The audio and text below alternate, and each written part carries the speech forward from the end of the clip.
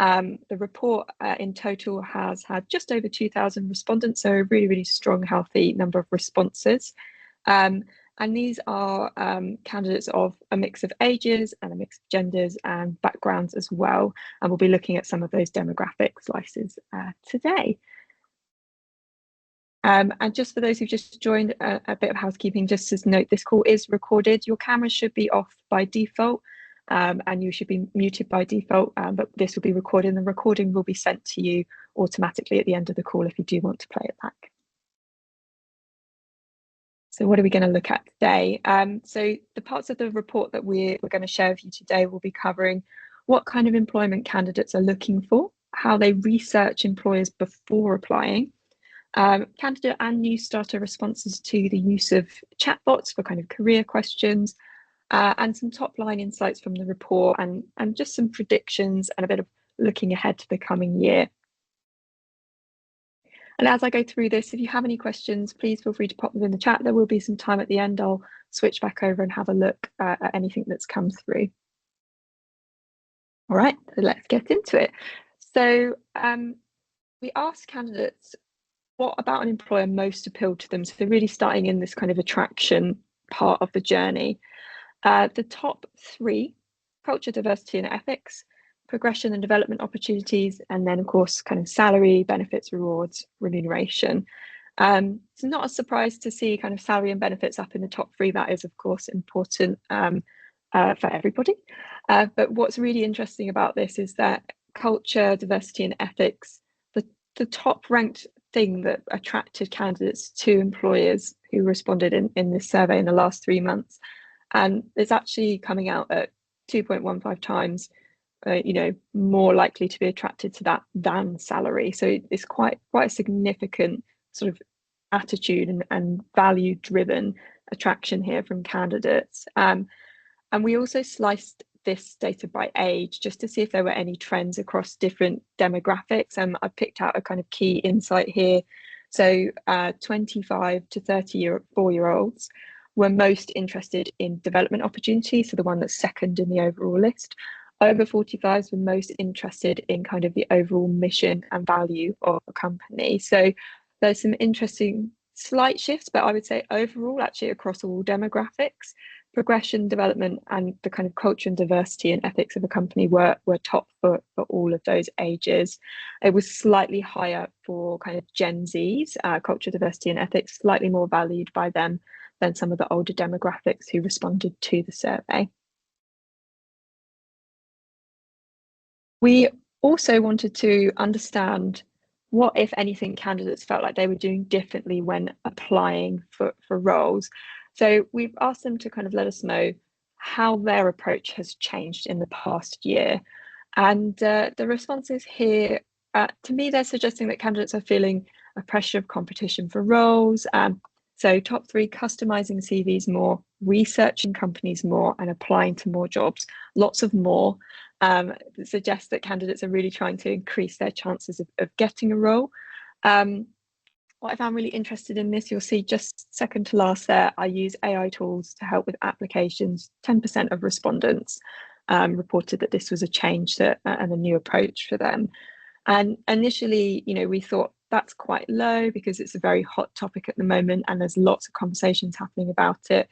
But actually, when we're thinking about these really, really early stages of application, the 10% of people who are using it, they may actually become the 30% of the people you hire if they have that advantage and get further down your pipeline. So I've linked here an article, and this will be available for you to click through in the report. This is an article written by Alan Bourne that kind of explains the concept of how that small percentage of people at application stage who are using AI tools to support with their application, maybe even interviews, could become a larger proportion of those that you are hiring, and what potential impact that might have on the kind of quality of the talent that you're bringing into the business. And with the use of AI tools, probably unsurprisingly, it was raised most by 19 to 24-year-olds, so about 5%, and then 3% of people who reported it were under 18. So the vast majority who've said they're doing this are younger demographics, which does make sense, as generally younger demographics are more inclined to kind of embrace and try out new technology. And potentially for early careers, there's maybe a lot of competition and pressure to get a role in that space.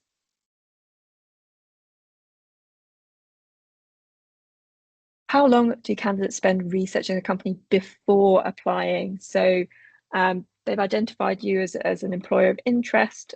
How long do they spend looking at your career website, looking at your Glassdoor reviews, looking at your social media? So there's two kind of majority segments here. 38% are saying they spend about 5 minutes to 30 minutes, and then an other 38% are saying that they spend about 30 minutes to 2 hours. And I think like the fact that the audience is split between these two kind of different time windows tells me that a candidate experience needs to be both really good at making a quick and correct first impression, but also having enough depth and information to offer for those who do spend a bit more time and get a bit kind of further into their research. And that's not just going to come from a careers website, that's going to be every touch point where they're learning about you. So all the places that you're appearing, your job adverts, your social media presence, your presence in the news, if that's relevant for you. So I do think that this kind of indicates that it is really important that your candidate experience it's a funnel, and you want to signpost candidates down the journey that is the narrative that you want them to see. So if they are spending 2 hours, they're seeing all the right information to get the right picture of you in that time, and it's spent in the best way possible. And just an interesting kind of demographic split for this one. Male respondents were twice as likely to skip research entirely before applying versus our female respondents in the survey.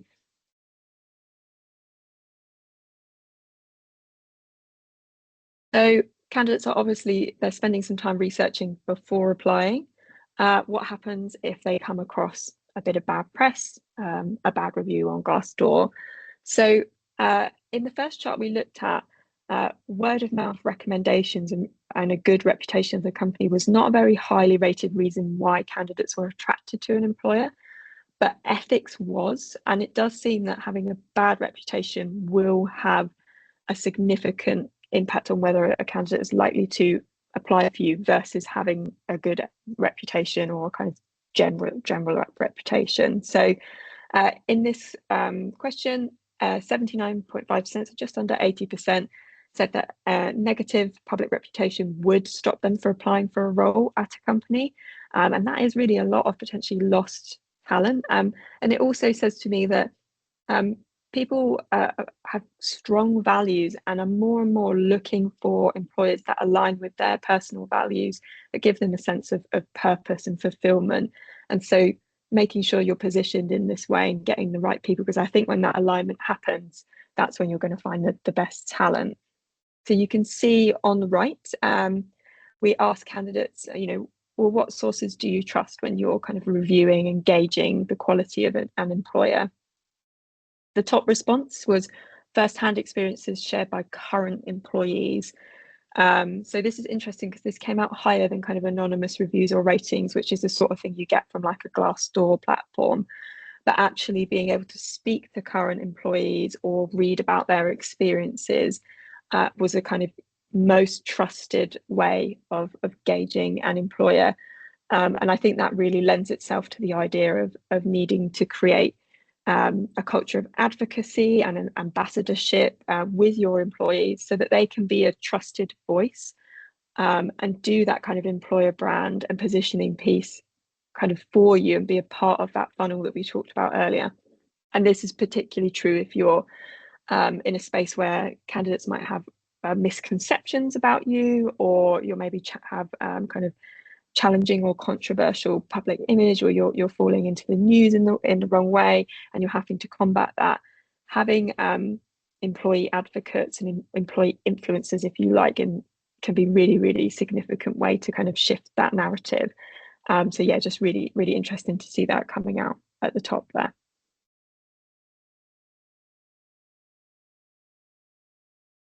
So looking more at types of employment, we asked candidates what kind of career would most appeal to them in 2025. So the options here were a long-term career with one employer, so a focus on stability and growth within the same company, a few years with an employer, then moving on to new opportunities, entrepreneurship or self-employment, and then short-term roles or project-based work, so kind of freelancing and gig work. And for me, one of the most interesting insights to come from this report is actually this large proportion of respondents who are looking for a long-term career with one employer. I think this is something that maybe feels a little different to what we have seen in previous years, perhaps with option two of people doing a few years of an employer, then moving on to a new space as a way to kind of, get new experiences and grow more quickly. There's been a bit of a shift, I think, in attitudes towards the importance of stability. We also sliced this data by our age groups. We found that generally in entrepreneurship and self-employment, that was bottom of the list for most of the demographics, but in particular was least desired by Gen Z. And this is probably, I think, a result of economic uncertainty, cost of living. It also got me thinking about how social media apps have been affected by politics and policies, and particularly for those of you in early careers, there is this feeling, I think, or has been, that a good proportion of Gen Z, they see things like being a social media influencer or a YouTube star or even a young kind of business owner as a great line of employment, something really desirable to them. But recently, some of those things have been put at risk. TikTok influencers around the world have had a bit of a scare about their income from being on TikTok. And I think this might start to shift people back towards what we might call more traditional employment, a long-term career with a single employer where you grow with that employer and explore opportunities within the same company. So I think what I would take away from this is, if this kind of shift continues, is your messaging and your positioning should definitely be including aspects of security, of internal mobility, and progression opportunities to attract these types of candidates. This next section of the report is around chatbots, and specifically around the use of chatbots to answer career questions. So we asked candidates, if they had questions about a role or an employer, do they think that a chatbot could have answered the question? 86% said no, 14% said yes. And lots of employers now have chatbots on their career sites. They're also kind of on job platforms and jobs boards as well. And they're usually there to kind of give kind of answers to frequently asked questions, so provide signposting. Occasionally also they might provide sort of interview tips and application advice. We split this response by those who were pre-application versus those who had actually had an offer. And you can see there's a slight difference. New starters, less likely to find a chatbot able to answer their questions, probably for those who've had an offer from an employer, and the type of things they want to know at that stage are perhaps a bit more subjective, a bit more detailed, and something that they don't feel that a chatbot can offer them at that stage. And there's just a comment here that the question I had was too complex and the chatbot couldn't have given as good of a back and forth. It feels better coming from a real person. And the report has a lot more detail and insight onto this, if this is something you're interested in. And just to expand on this a little bit in today's talk. So these are a list of topics. These are common kind of topics and questions that candidates might have during the whole kind of recruitment journey. And we asked them to kind of rank which ones they would prefer to talk to a person about versus which one they'd be happy to talk to a chatbot about. And I've put a couple of orange arrows here because there's just a really interesting kind of result here. So on the left, you can see advice and guidance is at the top and application deadlines at the bottom. And then when we look at the same results for the chatbot chart, it's completely reversed. So advice and guidance right at the bottom for chatbots, and application deadlines coming straight to the top. And I think this is just reflective of the fact that what chatbots can give is a real transactional response. They are fast. There's no queue. You're not having to wait for somebody to get back to you. You are getting a quick transactional response. And if you're just looking for kind of facts and figures, then they're really successful at that. But as the topics get more subjective and more opinion based, then there's a bit less trust in what the chatbot can offer, and the desire to speak to a real person increases. And interestingly, on the left chart, you also see company benefits is second there. And I just thought this was really interesting because that could be considered something quite factual, talking about the benefits available. That is something a chatbot could go and find information on and surface. But it seems like there's a little bit of mistrust around whether you're getting the right picture and whether you're getting a response that's tailored to you and your needs and what you might benefit from. So yeah, just some really, really interesting insights there on chatbots. And as I mentioned, lots more on this in the report. If you've got a chatbot or you're thinking about chatbots, definitely have a look at this before you do. So that was some of our summaries. That was quite a whistle-stop tour. As I mentioned, there's a lot more in the report. I'm just going to recap on the headlines, and then we'll do a little bit of looking ahead. So key insights: candidates are 2.15 times more likely to be attracted to culture, mission, and ethics of a company than salary and benefits. 53% of candidates said high competition for roles was their biggest challenge in today's job market, and we see that ties into some of the changes in their approaches as well. 79% of candidates would be put off applying for a role if the company had a negative public reputation. First-hand experiences shared by current employees, the most trusted source for candidates. 55% of under 25s and 72% of over 25s are looking for long-term employment and growth with just one employer. And candidates can spend up to 2 hours researching your company before they even hit the apply button. So what does this really mean for us? Well, here's some of our kind of key takeaways and what we think is going to shift over the kind of coming year. So skills are overtaking experience. Both employers and candidates are shifting into this skills first model.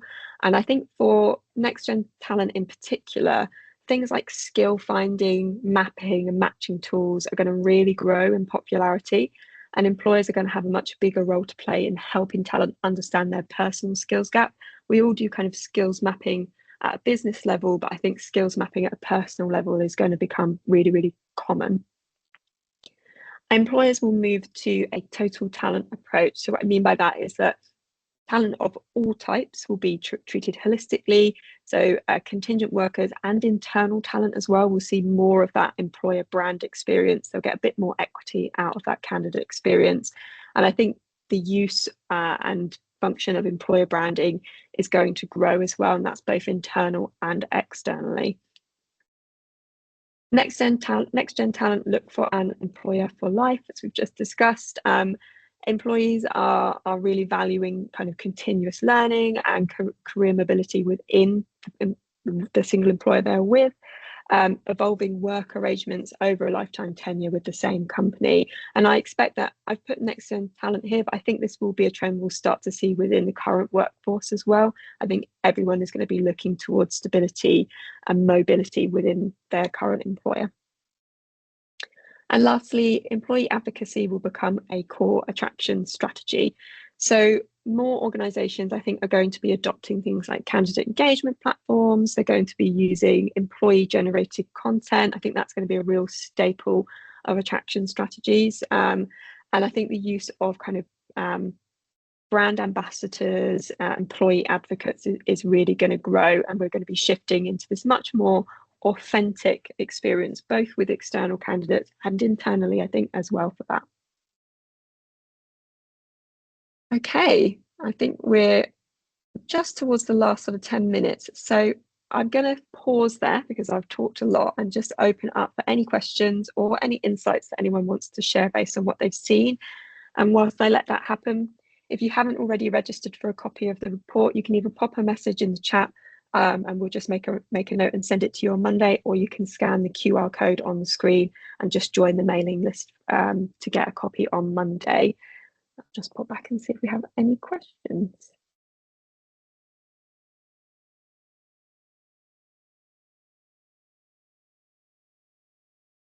Okay, so did the data show when candidates prioritize speaking to someone in role to help with their decision making, e.g. pre-application or during the process?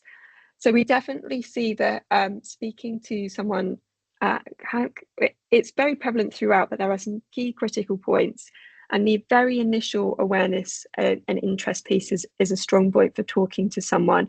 And then post application for application advice. And then if you're in the offer stage, I think then the conversations become much deeper conversations about culture, about day in a life. What's it going to look like when I work at this business? What kind of things am I going to learn? What are the benefits? So I think that the key points for talking to a real person, there's sort of top and tail at the beginning and the end of that journey. And obviously, having someone available to speak to people at those early stages is slightly more challenging. Certainly, recruitment teams can't be available to speak to every interested candidate on a personal level. So, doing things like kind of digital advocacy and digital mentors is a really good way to sort of bridge that gap and have people available to speak to candidates and help them with their decision making process.